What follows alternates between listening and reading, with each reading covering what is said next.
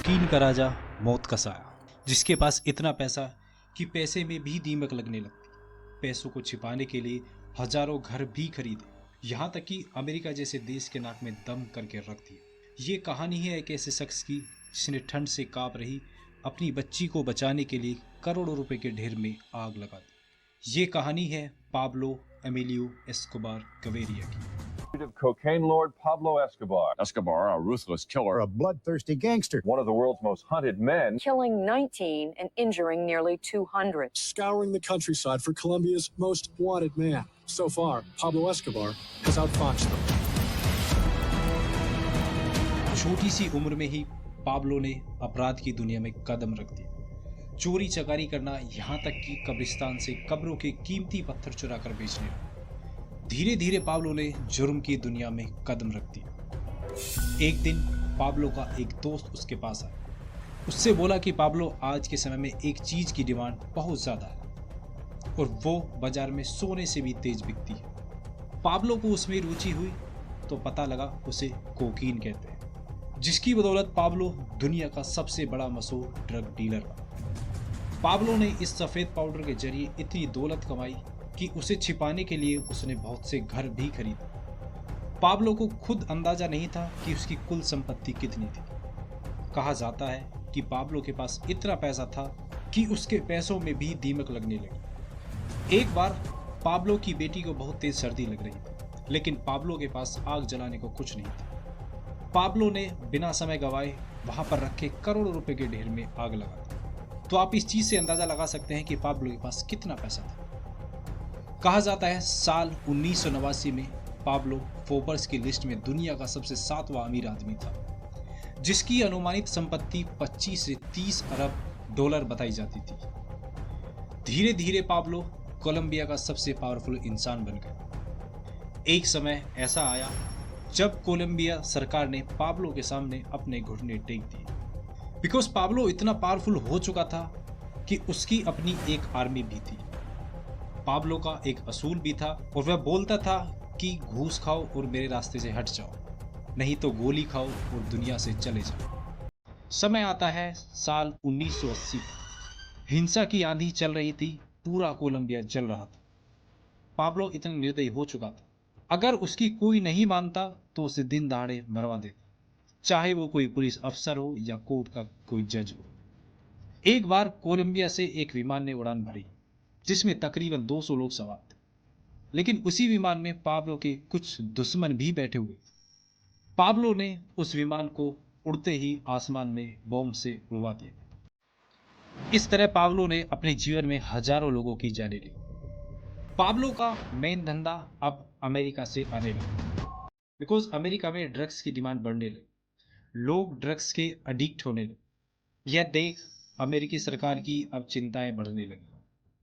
अब जगह जगह पाब्लो के ड्रग्स ठिकानों पर छापे पड़ने लगे और कोलंबिया सरकार पर दबाव बढ़ने लगा कि पाब्लो एस्कोबार पर एक्शन लिया जाए। यह सब देख पाब्लो ने भी अपना रवैया अब थोड़ा चेंज कर दिया। पाब्लो अब लोगों की नज़रों में मसीहा बनना चाहता। उसने गरीब लोगों के लिए मकान बनवाने शुरू किए, बच्चों के लिए स्कूल और खेल के मैदान बनवाने लगा, जिसकी बदौलत पाब्लो लोगों की नज़रों में मसीहा बन गया। वह कहता था कि सरकार तुम्हारी दुश्मन है और मैं तुम्हारा मसीहा। अब यह सब देख पाब्लो को कोलंबिया के लोगों का सपोर्ट मिलने लगा। अब कुछ समय बाद पाब्लो ने राजनीति में अपना कदम बढ़ाया। पाब्लो को संसद में चुना गया, लेकिन पाब्लो राजनीति करियर ज्यादा समय तक नहीं चल सका, क्योंकि पूरा कोलंबिया जानता था कि पाब्लो एस्कोबार गवेरिया कौन है और वह क्या करता है। एक दिन पाब्लो संसद में बैठा हुआ था, संसद में बहस चल रही थी। तभी अचानक अपोजिशन पार्टी के लोगों ने पाब्लो को ड्रग्स माफिया और खूनी कह कहकर चिल्लाने लगे। इतना सब देखकर संसद के कार्यकारी अधिकारी ने पाब्लो को संसद से बाहर कर दिया। अब संसद से बाहर होने के बाद पाब्लो गुस्से से भर उठा। उसने सरकार के खिलाफ एक जंग छेड़ी कि या तो सरकार आत्मसमर्पण करे या फिर सभी अपनी मौत के लिए तैयार हो जाए। ये बात जब कोलंबिया सरकार को पता लगी तो कोलंबिया सरकार ने अमेरिका से मदद मांगी कि पाब्लो को पकड़ने में हमारी मदद कीजिए, बिकॉज पाब्लो उस समय बहुत पावरफुल इंसान था। पाब्लो के पास उस समय हर आधुनिक हथियार, हेलीकॉप्टर, गाड़ी सभी मौजूद थे। अब उधर अमेरिका ने कोलंबिया सरकार का समर्थन किया पाब्लो को पकड़ने के लिए। अब अमेरिकी पुलिस और कोलंबिया पुलिस दोनों पाब्लो को पकड़ने में जुट गए। कुछ समय बाद पाब्लो पकड़ा गया, लेकिन पाब्लो ने एक शर्त रखी। उसने कहा कि वह अपनी बनाई हुई जेल में ही रहेगा, जिसका नाम था ला कैथरीन।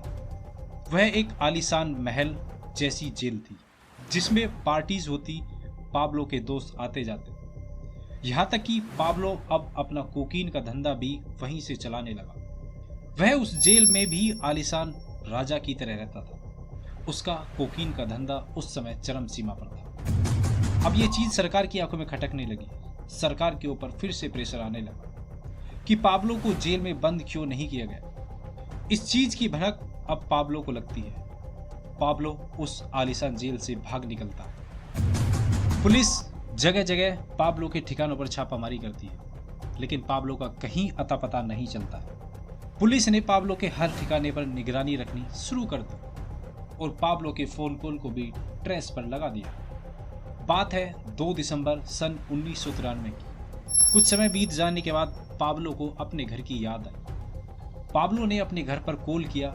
अब जैसे ही पाब्लो ने फोन पर बात करनी शुरू की, तुरंत ही कॉल ट्रेस पर अलर्ट पहुंच गया। पुलिस तुरंत उस लोकेशन पर पहुंची और पाब्लो के उस ठिकाने को चारों तरफ से घेर लिया गया। पुलिस ने पहले पाब्लो को वार्निंग दी कि पाब्लो आत्मसमर्पण करो, लेकिन पाब्लो ने साफ साफ मना कर दिया। पुलिस धीरे धीरे पाब्लो के करीब बढ़ने लगी, लेकिन पाब्लो को लगा कि वह फिर से इस बार भी बच निकले। लेकिन इस बार ऐसा कुछ भी नहीं होने वाला था।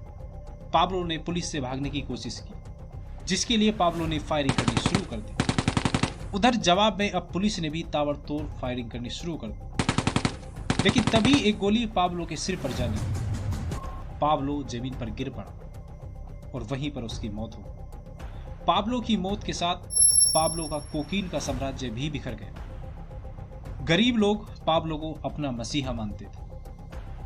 पाब्लो की ये स्टोरी ये लर्निंग देती है कि शक्ति की भूख इंसान को कहां से कहां तक लेके जाती है। अमीरी, सम्मान और अंत में विनाश।